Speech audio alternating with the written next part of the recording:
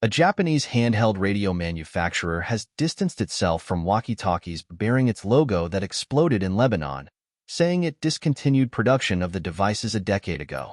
At least 20 people were killed and 450 injured after hundreds of walkie-talkies, some reportedly used by the armed group Hezbollah, exploded across Lebanon on Wednesday. The devices, according to photos and video of the aftermath of the attack, appear to be IC-V82 transceivers made by ICOM, an Osaka-based telecommunications manufacturer. But ICOM says it hasn't produced or exported IC-V82s, nor the batteries needed to operate them, for 10 years. It is the second Asian company to be embroiled in bombing incidents in Lebanon this week, after thousands of exploding pagers seemingly linked to Taiwanese firm Gold Apollo killed at least 12 people and injured more than 2,000.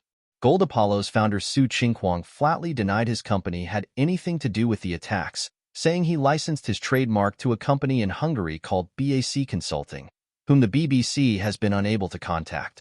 ICOM told the BBC it was aware of reports that two-way radio devices bearing its logo had exploded in Lebanon and said it was investigating the matter.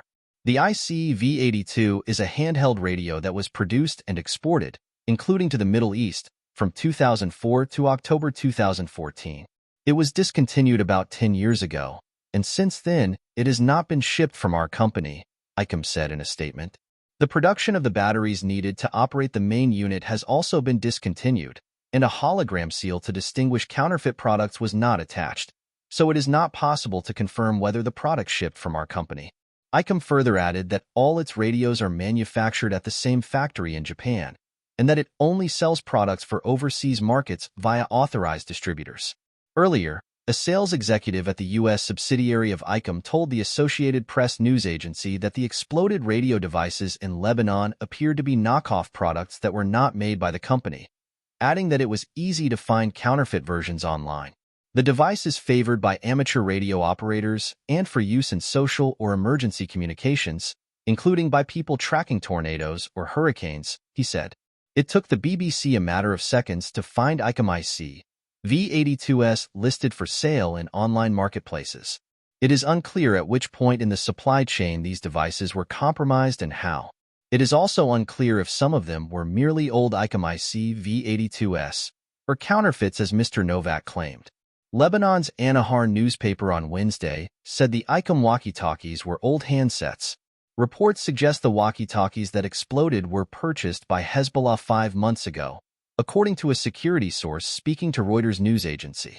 ICOM produces walkie-talkies and radio devices for marine, aviation, and land users, and considers itself a world leader in the amateur radio market, according to its website.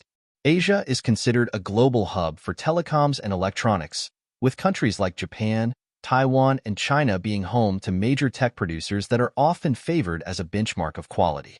BBC Verify investigated BAC Consulting, the company linked to the pagers involved in Tuesday's explosions, and found that the firm has a single shareholder and is registered to a building in the Hungarian capital Budapest's 14th district. As well as BAC, a further 13 companies and one person are registered at the same building. BBC Verify's search of a financial information database, however, does not reveal that BAC has any connections to other companies or people. Its CEO Cristiana Barsini Archidiacono said she knew nothing about the explosions. "I don't make the pagers. I am just the intermediate. I think you got it wrong," she told NBC.